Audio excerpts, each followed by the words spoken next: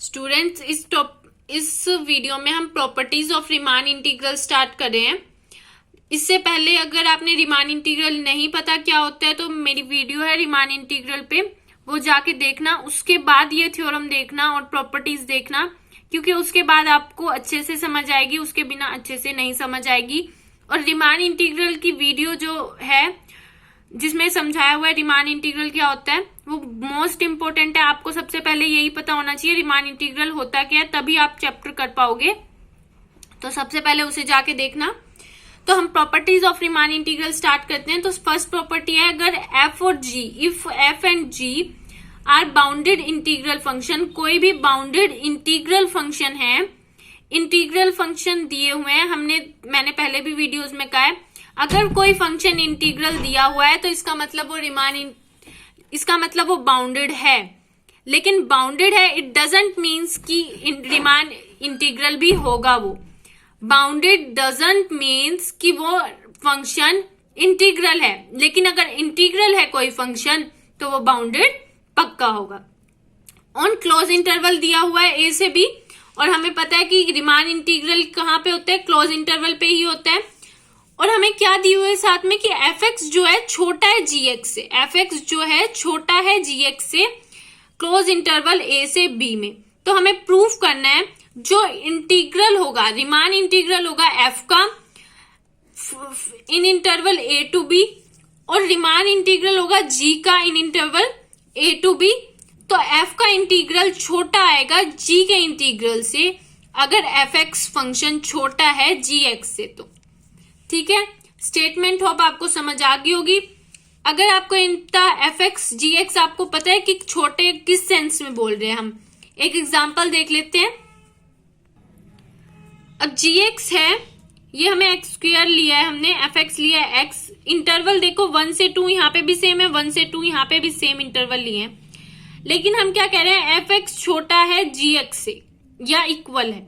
इसका मतलब क्या, अगर हम 1 पे वैल्यू चेक करें, एफ की 1 पे वैल्यू चेक करें तो यहाँ पे भी 1 आ रही है, जी की 1 पे वैल्यू चेक करें यहाँ पे भी 1 आ रही है। लेकिन 2 पे चेक करें एफ 2 पे तो यहाँ पे 2 आ रही है, लेकिन जी 2 पे चेक करें तो यहाँ पे 4 आ रही है। तो इसका मतलब अगर हम वैल्यूज डालें डिफरेंट और उस पे F2 की वैल्यू, एफ एक्स की वैल्यू छोटी आए जी एक्स से, तो हम क्या कह देंगे कि फंक्शन छोटा है, एफ एक्स छोटा है जी एक्स से। क्योंकि यहाँ पे देखो F2 की वैल्यू 2 पे x2 डाले तो 2 आ रही है, यहाँ पे x2 डाले तो 4 आ रही है। तो ये 4 वैल्यू बड़ी है 2 से, इसीलिए gx बड़ा है fx से। अब इसमें भी देख लो, अगर कोई और पॉइंट हम उठाएं 1.5 उठा लें तो fx 1.5 पे 1.5, यहाँ पे 1.5 पे 2.25। ठीक है, तो f की वैल्यू हमेशा छोटी आएगी g की वैल्यू से। किसी भी पॉइंट पे अगर हम चेक करेंगे तो कभी भी g की वैल्यू छोटी नहीं हो सकती f से। इसका मतलब ये कहना चाह रहा है उस स्टेटमेंट में। दूसरी बात वो क्या कह रहा है प्रूफ करने के लिए, अगर एफ एक्स जी एक्स से छोटा है तो हमें प्रूफ करना है कि उसका इंटीग्रल भी छोटा होगा जी एक्स से। तो हमें पता है रीमान इंटीग्रल क्या होता है, उसे कैसे निकालते हैं। उससे पहले मैं आपको बताना चाहूंगी, Riemann integral area under the curve होता है। तो अगर हम इंटीग्रेशन निकालते हैं वो भी एरिया अंडर द कर्व ही होता है, इंटीग्रेशन भी एरिया अंडर द कर्व होता है। आगे आने वाले लेक्चर में आपको बताऊंगी कि कैसे हम अगर इंटीग्रेशन निकाले किसी फंक्शन का, उससे हमें क्या मिलता है, एरिया अंडर द कर्व ही मिलता है।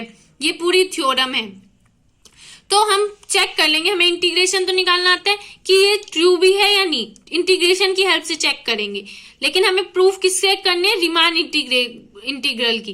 वैसे ही हम अपनी सेटिस्फेक्शन के लिए चेक करते हैं कि एफ एक्स छोटा है जी एक्स से, तो क्या एफ एक्स का इंटीग्रेशन जी एक्स के इंटीग्रेशन से छोटा आएगा। ये देखो, हाँ एफ एक्स छोटा लिया हमने जी एक्स से, इसका इंटीग्रेशन निकाला, इसका इंटीग्रेशन कितना आ रहा है 1.5, इसका कितना है 2.3। तो इसका मतलब एफ एक्स का इंटीग्रेशन भी छोटा आएगा जी एक्स से, अगर एफ एक्स फंक्शन छोटा है जी एक्स से। तो हम इसे प्रूफ करेंगे with the help of Riemann integral. Proof देखो फंक्शन क्या दिया हुआ, बाउंडेड दिया हुआ है।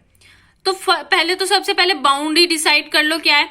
अब हमने एफ का ग्रेटेस्ट लोअर बाउंड ले लिया एम, ऐसे ही हमने एफ का लीस्ट अपर बाउंड भी ले लिया एम, बड़ा एम। ऐसे ही इसका ले लेंगे, जी का ले लेंगे M dash capital M dash.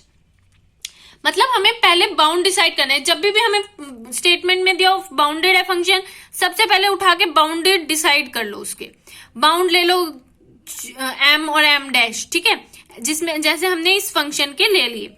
अगर हमने बाउंड ले लिए तो हमें पता है कि जो फंक्शन एफ एक्स है, अगर ग्रेटेस्ट लोअर बाउंड एम है उसका, तो एफ एक्स की सारी वैल्यू इसका मतलब एम से बड़ी आएंगी या फिर इसके इक्वल आएंगी। तो हमने वही ले लिया, या तो एफ एक्स की सारी वैल्यू एम से बड़ी आएगी या इक्वल आएंगी। ऐसे ही हमें ये वाला रिलेशन दिया हुआ था स्टेटमेंट में, एफ एक्स छोटा है जी एक्स से, वो ले लिया। उसके बाद हमें पता है कि लीस्ट अपर बाउंड से फंक्शन की वैल्यू हमेशा छोटी होती है या इक्वल होती है। ये पिछली वीडियो में मैंने आपको समझाया हुआ है। तो उससे हम क्या ले लेंगे, एम डैश क्या है, छोटा है जी एक्स, एम एक्स बड़ा है जी, एम डैश बड़ा है जी एक्स से। तो एक्स जब भी किस इंटरवल में, ए से बी इंटरवल में। अब देखो हमारे पास क्या है, एफ एक्स छोटा है जी एक्स से, तो एम इसका इन्फीमम और इसका इन्फीमम भी छोटा होगा। इन्फीमम मतलब होता है ग्रेटेस्ट लोअर बाउंड, तो इसका एम मतलब F X infimum greatest lower bound G के ग्रेटेस्ट लोअर बाउंड से छोटा होगा। एम छोटा होगा एम डैश से। ऐसे ही एम और एम डैश में क्या रिलेशन होगा, यही वाला रिलेशन होगा कि एफ का एलयू भी छोटा होगा जी के एलयू बी से। वो रिलेशन हमने लिख दिया।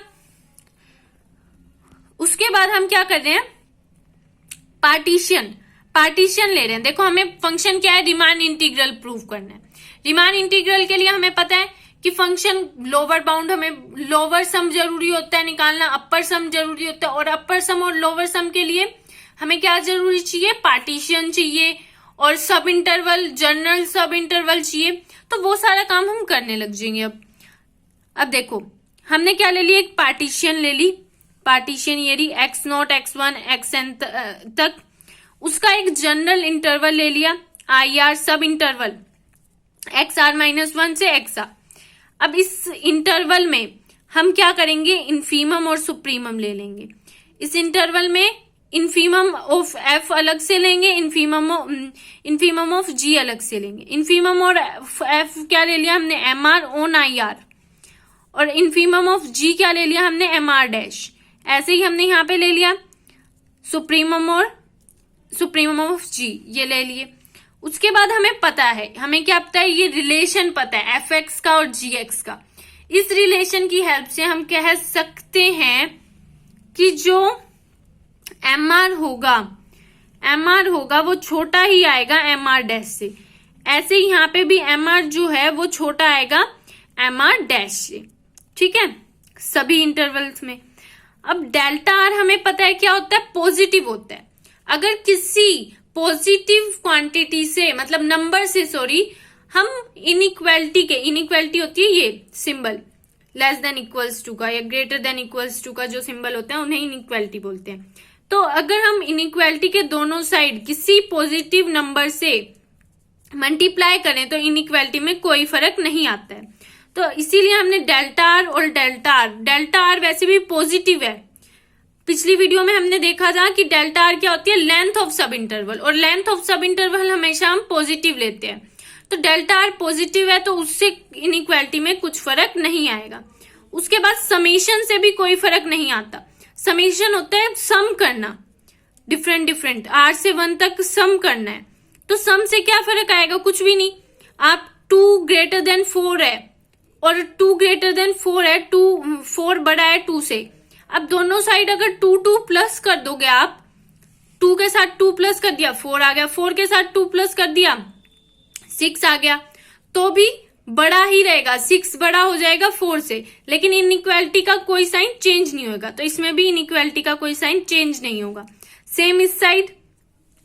अब हम ये वैल्यू पता है हमने, ये क्या होता है, LFP होता है। ये क्या होता है, LGP होएगा क्योंकि ये G का MR डैश है। इसी तरह UFP होएगा यहाँ पे UGF होएगा। अब हमें पता है कि अगर हमें रीमान इंटीग्रल लेना है तो हमें इसका सुप्रीमम लेना पड़ेगा। यहाँ पे इसका सुप्रीमम लेना पड़ेगा और इसका भी क्या लेना पड़ेगा, सुप्रीमम लेना पड़ेगा। इधर इन्फीमम लेना पड़ेगा, इधर भी इन्फीमम लेना पड़ेगा। ये रीमान इंटीग्रल की डेफिनेशन में हमने पढ़ लिया था।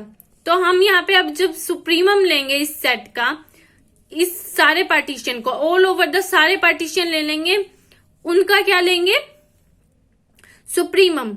तो सुप्रीमम भी तो इसका सुप्रीमम और इसका सुप्रीमम, तो इसका सुप्रीमम भी तो बड़ा ही आएगा इससे। दोनों साइड सुप्रीमम ले रहे हैं हम। ऐसे ही यहाँ पे भी इन्फीमम ले रहे हैं, दोनों साइड इन्फीमम ले रहे हैं, तो इसका इन्फीमम छोटा आएगा इसके इन्फीमम से, तो क्या आएगा। और देखो ये रिलेशन हमें पता चल गया अब।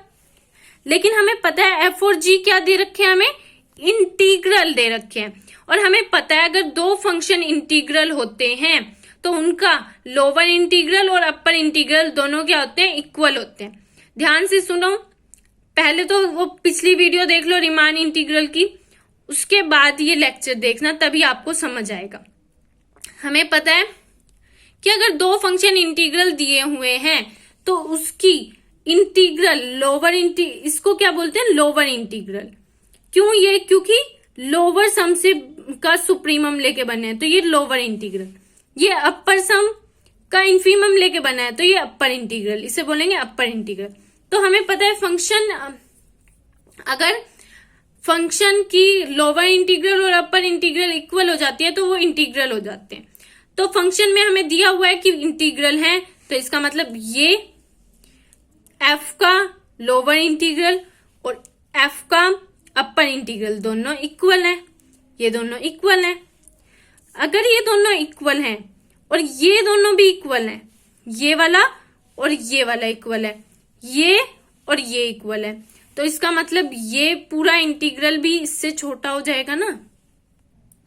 ये होता है ये और ये इक्वल है और ये इसके इक्वल हो जाएगा, ठीक है, ऐसे लिख सकते हैं हमें, ये और ये इक्वल है, ये इसके इक्वल हो जाएगा, तो ये हमारे पास आ जाएगा। और हमें यही तो प्रूव करना था कि f छोटा है g से, और इस किसकी हेल्प से प्रूव करना था, रीमान इंटीग्रल की। ये हमने प्रूव कर दिया। Thank you.